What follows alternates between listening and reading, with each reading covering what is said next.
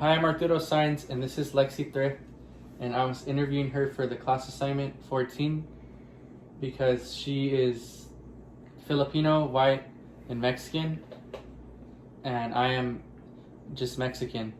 So, and also she's identifies as a woman, and her gender is also a woman. My sex. And her sexual orientation is heterosexual, Christian, and even though we have some similarities, I think that there's big differences in us, but that's why I'm interviewing her to learn our possibilities of becoming better allies than we already are. And so for her, I think that she could be an ally to me by understanding that the Latino community is, and even though she is also, she can use her the way her white side of the family or Filipino side, how they see our other side, her other side, and just learn from them and maybe teach them, just for her to teach people that her own feelings in her own footsteps, that the struggle of being a Mexican person or Latino, because even though she also has her white side of the family, and from what she's seen from them, they're pretty different and they have a different perspective of other people. The white side of my family is pretty racist, and so I think in that sense I would be able to use my white privilege that I have with them because of them and talk about and have them understand the struggles that the Latino community goes through, and just have them and have those hard conversations with them. And that's one way that I would be able to be an ally in the sense of race and ethnicity, is educating those who are uneducated. And for her, I guess for the sexual or identity, I mean the gender, she's a woman, and I guess for her to be an ally to me, for a man, I guess just for her to understand that men are also, and they could be emotional and expressive of their feelings, because society brought this idea that men should be tough and hide their feelings for their family or for their partner, so they could be that rock pretty much. And for him to be an ally towards the female community, I would say, I think starting in very basic terms, I guess if he's with his friends and like someone makes like a sexist joke, to not be okay with that, to call it out for what it is, and to be comfortable doing that, and just standing up for women in general. If you ever see something, say something. Yeah. And also, even though we have the same sexual orientation, I think that as the both of us, we could just be more accepting of that people are different, and just because they're homosexual or bisexual doesn't mean that they're less of a person, just because they're human beings at the end of the day, and they're the same as us. They do everything the same, it's just they prefer a different partner. And just that we need to learn that difference is okay, as long as we can coexist. And that's just the main goal of humanity, I think, is just to be peaceful together and just realize that difference is okay, like I said earlier. I think the same. I think it's more than just coexisting. I think it's accepting each other and supporting each other, especially people who are different than us and people who are less privileged. For example, the LGBTQ community, they get a lot of hate for their preferences. So being able to stand up, being hetero, and standing up for them just because we have that privilege is really important.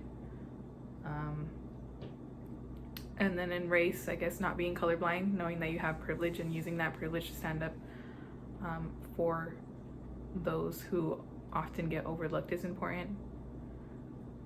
Same thing with sex. Women tend to be overlooked because of their gender, and I think men having the privilege to be a man and standing up for women when they notice that something's not right is important. So it's more than just coexisting.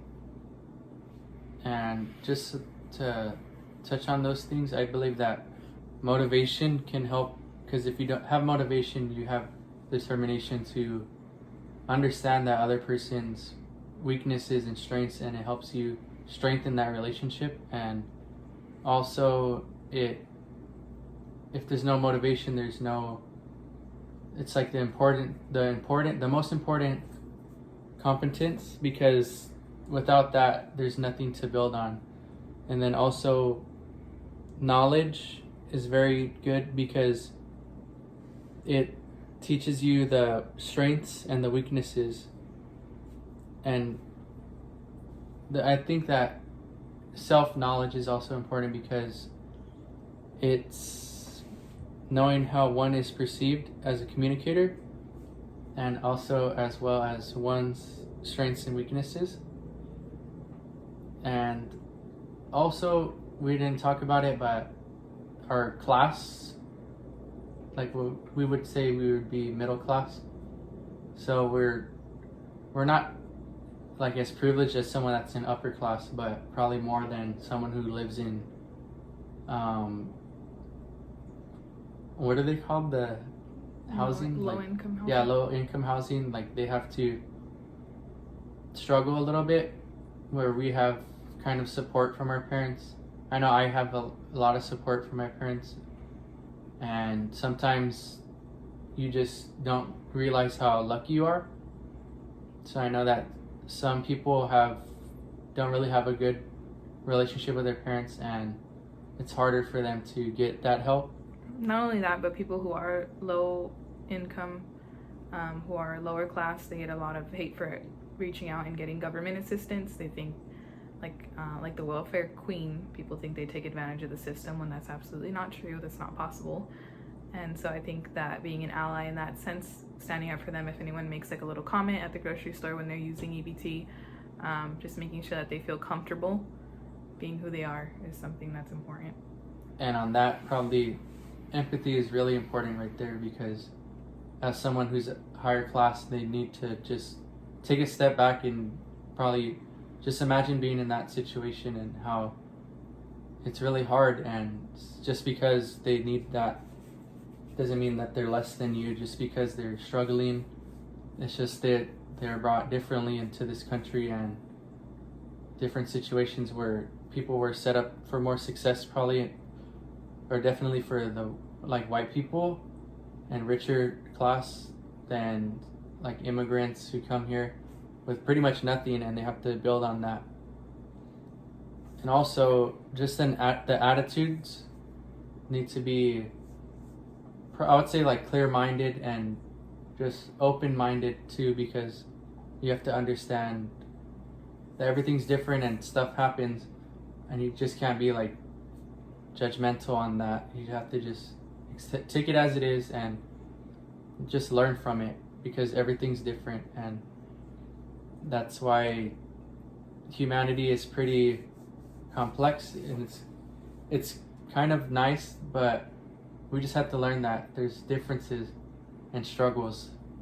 Yeah, everybody goes through something different, so you never know why you're in that position. Yeah. And just non-judgmentalism is big, because we can't judge people for how they look or how they choose to be, or their gender or their class, because we're all human beings once again. Do you have more questions for me? No, I think that's it. Thank you.